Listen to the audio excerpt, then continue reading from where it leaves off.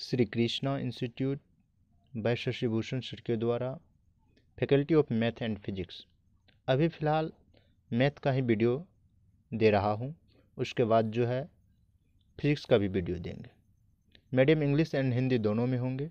Class 10th level and all boards के लिए अभी फ़िलहाल 10th लेवल के लिए, आगे के लिए 11th 12th का भी वीडियो डाला जाएगा।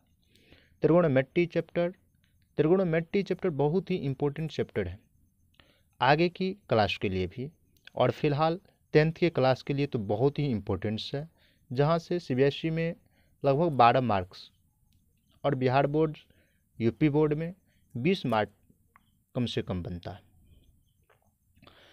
त्रिगोणोमेट्री चैप्टर जिसका मीनिंग होता है त्रिकोणमिति। त्रिगोणोमेट्री चैप्टर जिसका मीनिंग होता है त्रिकोणमिति। त्रिगोणोमेट्री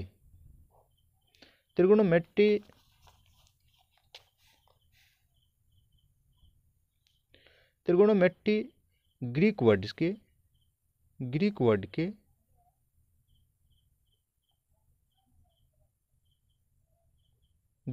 के ट्राई, गोनिया और मेट्रॉन से मिलकर बना है। ट्राई का मीनिंग्स होता है 3, गोनिया का मीनिंग्स होता है एंगल और मेट्रॉन का मीनिंग्स होता है मेजर। हिंदी में 3 को 3, एंगल को कोण और मेजर को माप होता है। मतलब त्रिगोणोमेट्री का अगर डिफिनेशन हो तो branch of mathematics in which we study about relation between angle and side of right angle triangle या triangle is known as त्रिगोणोमेट्री। इसका मीनिंग से हिंदी में त्रिकोणमिति होता है।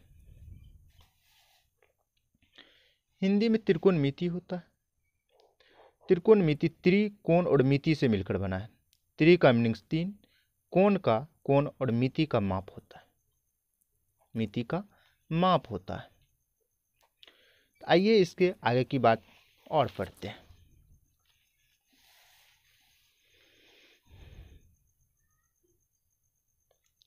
डिस्कवर ऑफ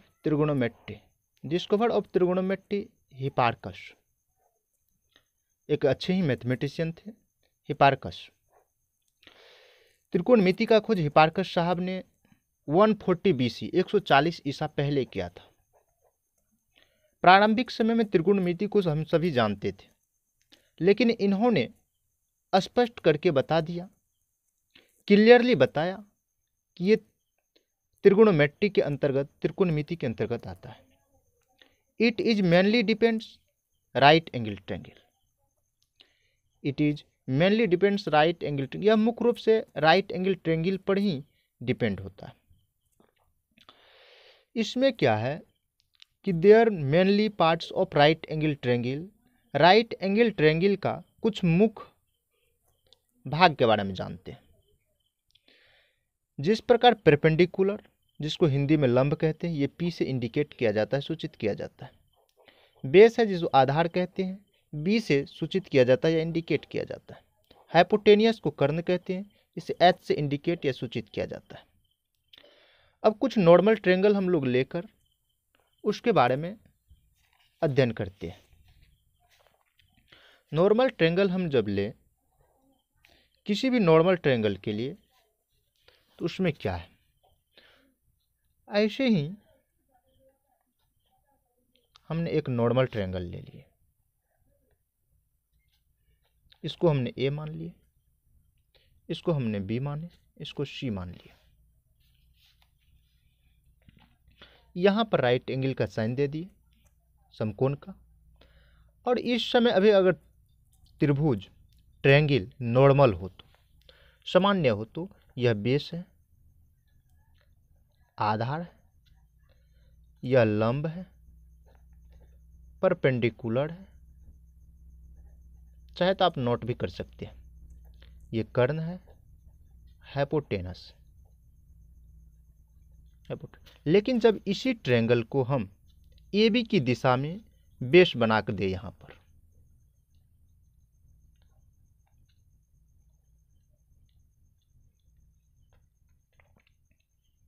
ये A है, ये B है और ये इस समय BC बेस हो गया, सॉरी BC नहीं, BA बेस हो गया आधार। यहाँ पर लंब या परपेंडिकुलर हो गया BC, और यहाँ पर कर्ण या हाइपोटेनस। आगे इसी को हम B के लिए B ले लेते हैं, आधार के लिए, बेस के लिए, परपेंडिकुलर के लिए P ले लेते हैं, और कर्ण हाइपोटेनियस के लिए H ले लेते हैं। आगे देखते हैं।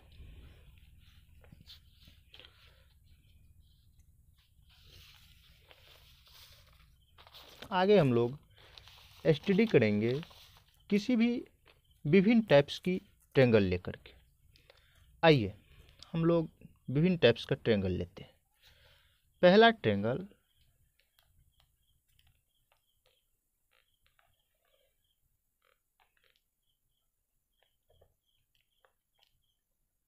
ऐसे ट्रायंगल ले लिए। इस ट्रायंगल का फिगर नंबर 1 मान लिए। इसमें एक एंगल ले लिए।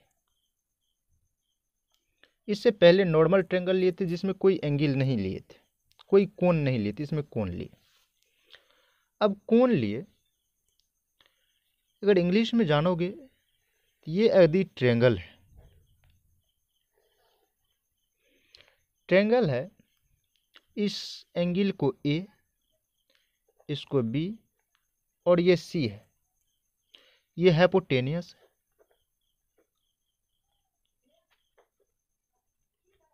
कर्ण है, इसे H से, ये बेस है। नॉर्मल ट्रायंगल हो तब ये बेस है, और ये परपेंडिकुलर है, लंब है, ये P है। इसको हम ये भी कह सकते हैं, इसको कह सकते हैं side of opposite angle C, side of opposite angle C, मतलब ये C वाले, सॉरी A वाले, ये A वाले एंगल की अपोजिट साइड है। जिस समय एंगल यहाँ पर रिप्रेजेंट कर दिया, उस समय ये बेस नहीं रह करके ये परपेंडिकुलर बन जाता है, परपेंडिकुलर बन जाता है, लंब बन जाता है।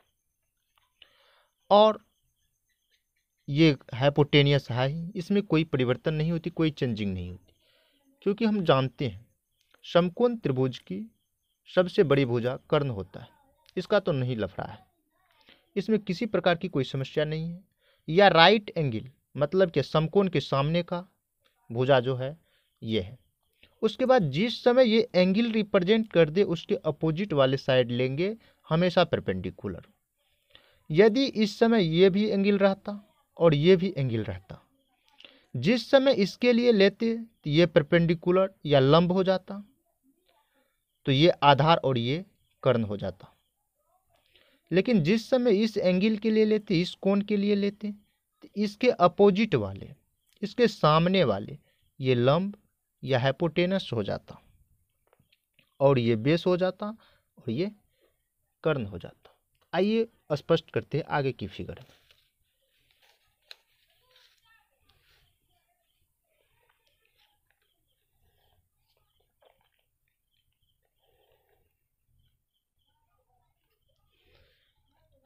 PQR,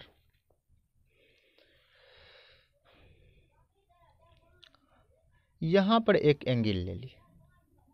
जिस समय ये एंगल लिए, ये कोण लिए, इसके अपोजिट वाले को हम परपेंडिकुलर यहाँ लेंगे।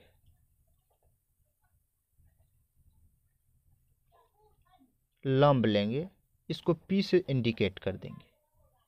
ये हाइपोटेनियस, हाइपोटेनस कर्ण है, इसको हम लोग H लेंगे।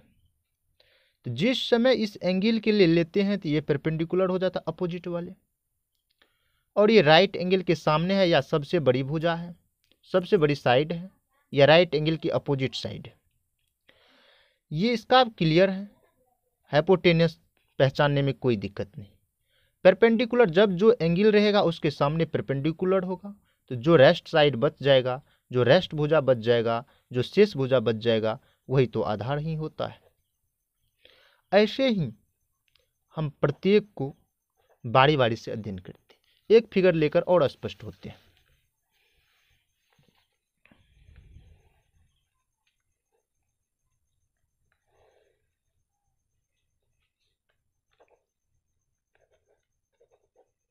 ये राइट एंगल है, राइट एंगल के सामने की भुजा हाइपोटेनस, कर्ण या एच, ये बेस है, आधार, और ये परपेंडिकुलर है, लंब। प्यारे बच्चों, जब तक हम लोग एंगल रिप्रेजेंट नहीं करेंगे तो नॉर्मल ऐसे ही लेंगे, लेकिन जिस समय हम लोग एंगल ले लेंगे, एंगल लेने के बाद इसके अपोजिट वाला परपेंडिकुलर होना ही है, और ये बेस है, ये हाइपोटेनस। हाइपोटेनस पहचानने में कोई समस्या नहीं होगी, क्योंकि राइट एंगल समकोण के सामने की या सबसे इस ट्रायंगल में, इस त्रिभुज में सबसे बड़ा साइड होगा। उसके बाद एंगल के सामने परपेंडिकुलर हमेशा लेना है, जो रेस्ट बचेगा बेस होगा। यदि इस एंगल के लिए लेंगे, इस समय ये हो जाएगा परपेंडिकुलर, पी हो जाएगा, और इस समय ये हाइपोटेनियस पहचानने में कोई दिक्कत नहीं, ये बेस हो जाएगा। आते हैं दो फिगर लेकर, ऐसे ही टोटल क्लियर करते हुए आगे बढ़ते जाना है।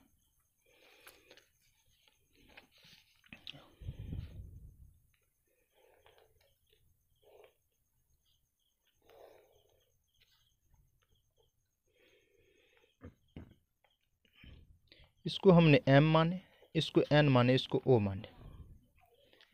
ये एंगल C ले लिए हम, एंगल C ले लिए।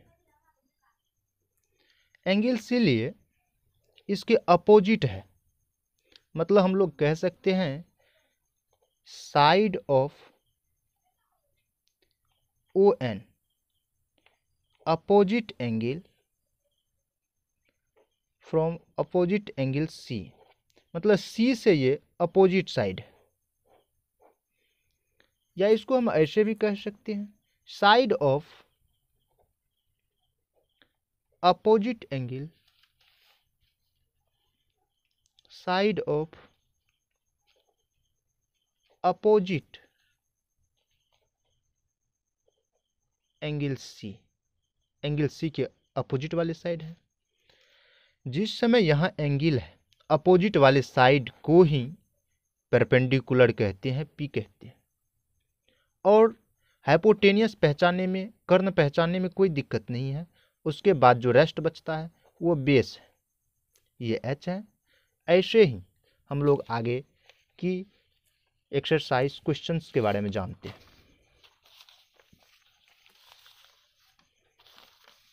अब हम लोग जानेंगे त्रिगोनोमेट्री रेशियो के बारे में।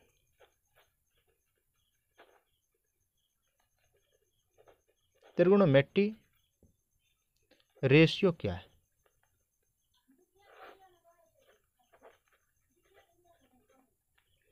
त्रिगोनोमेट्री रेशियो क्या है? त्रिकोणमितीय अनुपात। त्रिकोणमितीय अनुपात क्या है? देखिए, राइट एंगल ट्रायंगल हो या कि कोई ट्रायंगल हो, इसमें 3 साइड है। इसको हम लोग नॉर्मली H कहते हैं, इसको P कहते हैं, इसको B कहते हैं। लेकिन यहां पर एक और फिगर लेते हैं,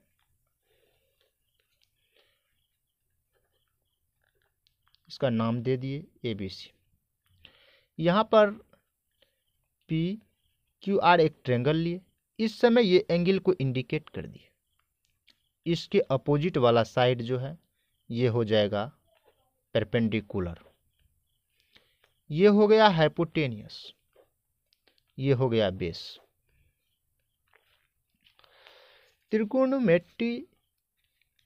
त्रिकोणमितीय अनुपात या त्रिकोणमितीय रेशियो में देखिए क्या है।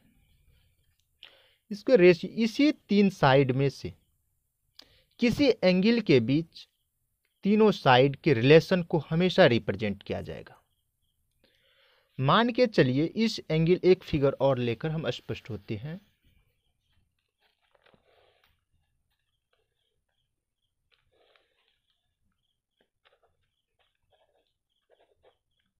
ये राइट एंगल है, ये हाइपोटेनियस है।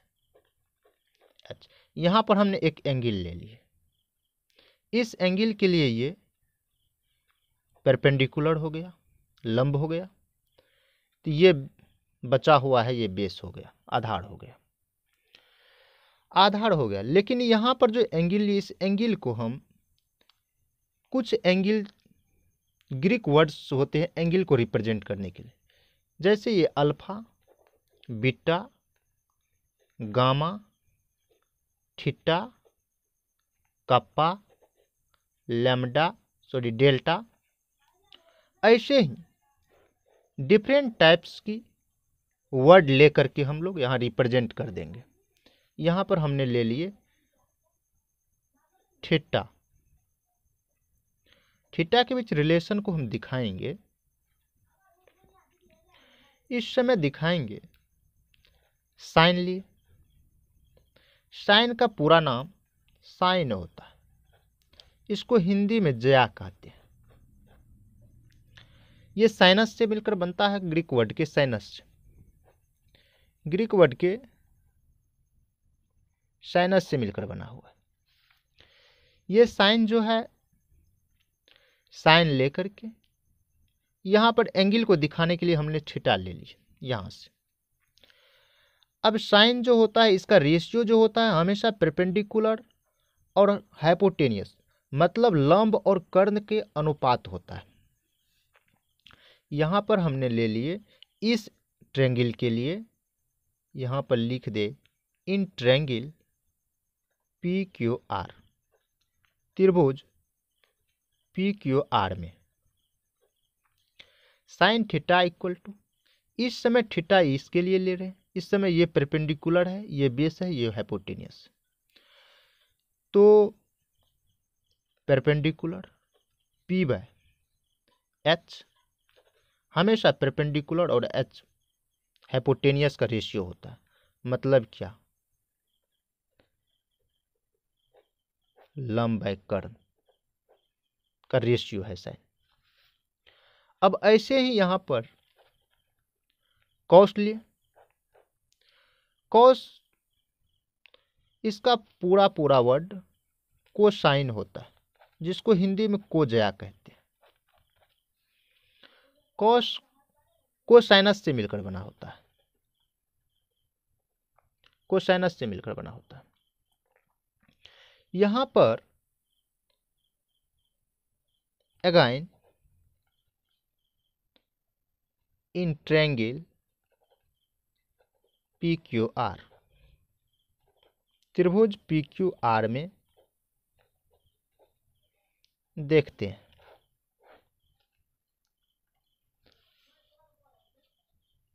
पी क्यू आर में देखते हैं।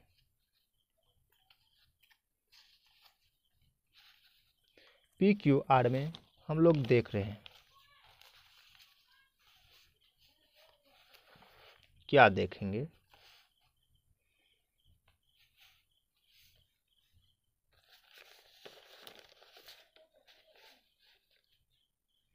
हम लोग यहाँ पर फिगर के माध्यम से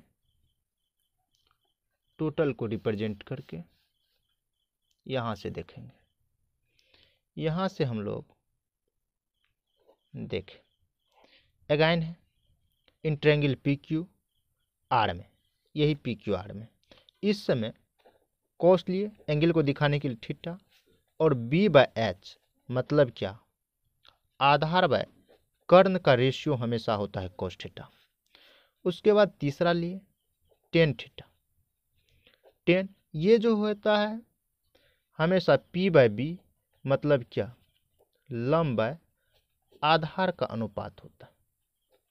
डिफिनेशन के लिए किसी भी की टेंशन लेने की कोई ज़रूरत नहीं, सभी का डिफिनेशन नोट के साथ प्रोवाइडेड कर दिया जाएगा। डिस्क्रिप्शन में ईमेल आईडी देंगे, जिस ईमेल आईडी पर आपको एक मैसेज करना है श्री कृष्णा इंस्टीट्यूट लिख करके, आपको टोटल का टोटल नोट प्रोवाइड कर दिया जाएगा, प्रत्येक सब्जेक्ट का प्रत्येक बार।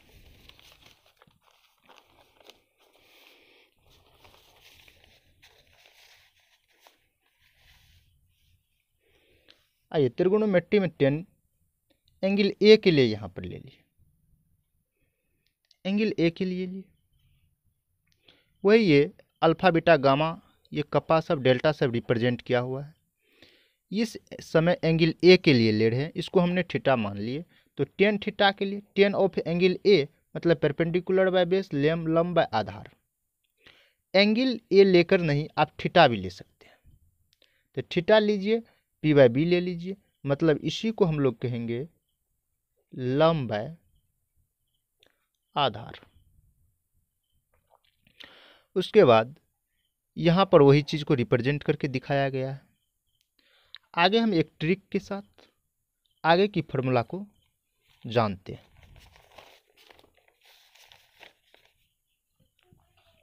आगे की फॉर्मूला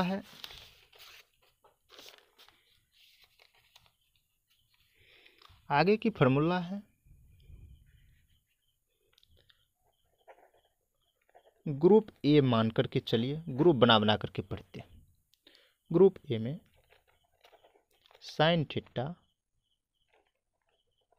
लंब बाय कर्व और पी बाय एच, दूसरा कोस थीटा आधार बाय कर्व बी बाय एच, तीसरा टेन थीटा लंब बाय आधार। लेकिन यहाँ पर प्यारे बच्चों sine theta by cos theta भी हो सकता है, क्योंकि थोड़ा प्रूफ कर ले। यहाँ पर tan theta equal to sine theta by cos theta भी हो सकता है, क्योंकि tan theta equal to sine theta को पी बाय एच लिख दूँ, कोस थीटा को बी बाय एच लिख दूँ, जहाँ से एच बाय एच कैंसिल हो जाता है और tan theta equal to P by B हो जाता है, जो स्पष्ट कि ऐसे ही कॉट थीटा। आप बोलोगे आप कॉट थीटा कहाँ से, इसी का अपोजिट होता है। अपोजिट क्या होता है, ये आधार है, ये लंब है, इसको उल्टा कर देंगे, आधार को ऊपर लिख देंगे, लंब को नीचे लिख देंगे, मतलब बी को ऊपर और पी को नीचे। ऐसे ही आगे और देखेंगे। कॉट के बाद सेक थीटा आता है, जो एक कॉस की अपोजिट होता है। यहाँ पर हम लोग कर्ण को ऊपर कहते हैं और उसके बाद आधार को नीचे लेते हैं, एच बाय बी लेते हैं।